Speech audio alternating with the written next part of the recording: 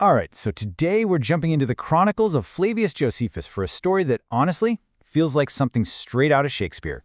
We're talking ambition, betrayal, and this massive family feud that ends up deciding the fate of an entire kingdom. So yeah, let's get right into it.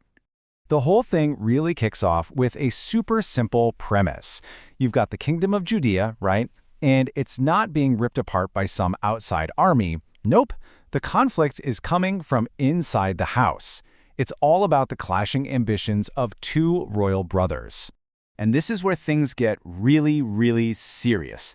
I mean, their personal fight, this squabble over who gets to be king, it creates this huge power vacuum. And you know what they say about vacuums? Something always rushes in to fill it. In this case, that something was the single biggest, baddest power on the block: Rome. Okay, so to really get how this all went down, we gotta meet the main players. Let's take a look at the two guys fighting for the throne of Judea. First up, you've got Hyrcanus. On paper, he's the guy. This is birthright. His mom said so. But, well, when it came time to actually fight for it near Jericho, his own army just bailed on him. Then you've got his brother, Aristobulus. He's described as the more powerful, more charismatic one. He had the muscle, and more importantly, the guts to just go and take the crown for himself. And you know, you'd think that'd be the start of a huge war. But nope. Just like that, it seemed like it was over. They have this big public ceremony in the temple, they hug it out, and they strike a deal.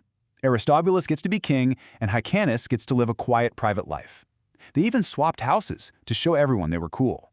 For a hot second there, it looked like they'd actually dodged a bullet. But of course, it's never that simple, is it? This whole peace deal was, let's say, built on sand. See, not everyone was thrilled with the new king. And there was one guy in particular who looked at this whole situation and didn't see peace. He saw a golden opportunity. And that guy's name was Antipater. Now, Antipater was this super rich, super powerful nobleman from Idumea. And the key thing to know about him, he hated the new king Aristobulus, hated him for a long time.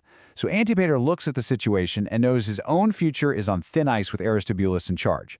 For a sharp political player like him, a guy like Hyrcanus, the loser brother, isn't a has-been. He's a puppet waiting for a master. And Antipater doesn't mess around. He's not just planting rumors, he comes up with a whole three-step plan for a comeback tour. Step 1, go to Hyrcanus and basically whisper in his ear, "Dude, your brother's gonna kill you, you gotta fight for what's yours." Step 2, sneak him out of Jerusalem in the middle of the night. And step 3, the big one, get King Aretas of Arabia and his army on their side. And we're not talking about a small favor here. King Aretas was convinced, probably with a lot of promises and a lot of Antipater's cash, and he delivered. He gives Hyrcanus an army of 50,000 soldiers, both infantry and cavalry. I mean, this just completely flips the script. So what happens? Well, faced with a force that massive, Aristobulus' army just melts away. The same guy who so easily grabbed the crown gets smashed in the first real fight. And now he's the one trapped, stuck behind the walls of Jerusalem with a massive army outside. The tables haven't just turned, they've been thrown across the room. So Hyrcanus and his allies are on the 1-yard line, about to score the winning touchdown. And then a new player walks onto the field.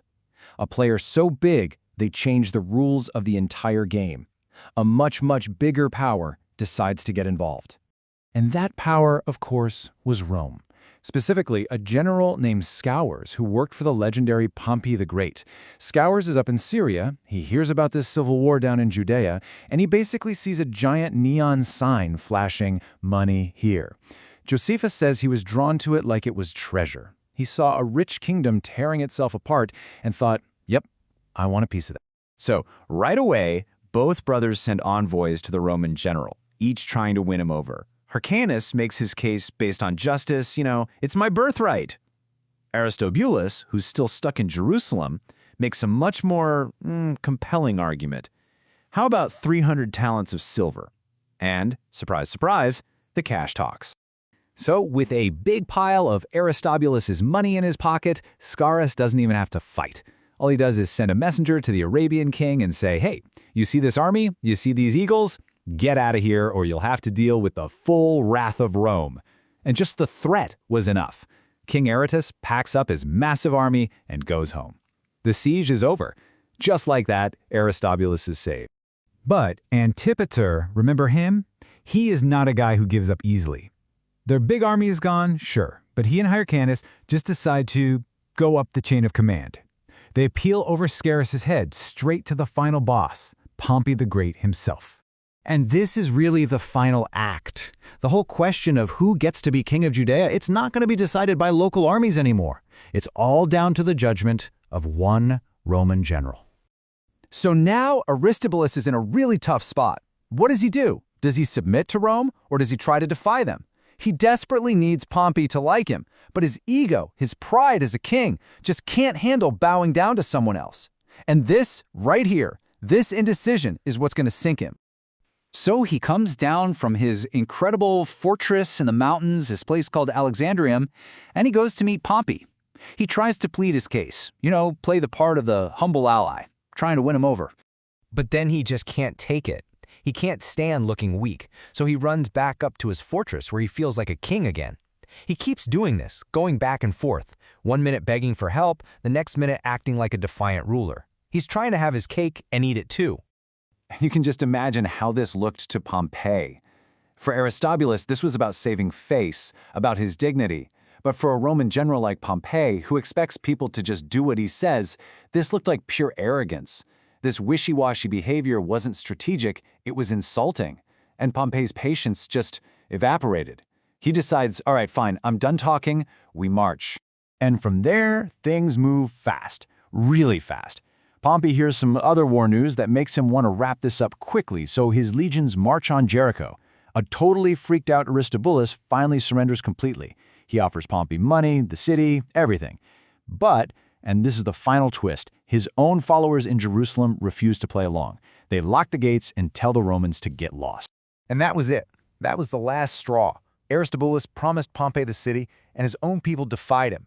From Pompey's point of view, the deal was broken. There's nothing left to talk about. He had no choice but to take by force what wasn't given freely. And so the Roman siege of Jerusalem began. So, think about it. This whole thing started as a family squabble. Two brothers fighting over a crown. And where did it end? With the Roman army sitting outside their capital city. It's just a timeless, powerful lesson, right?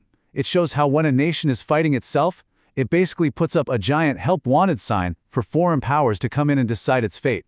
It really makes you ask, when a house is divided against itself, can it ever really stand on its own?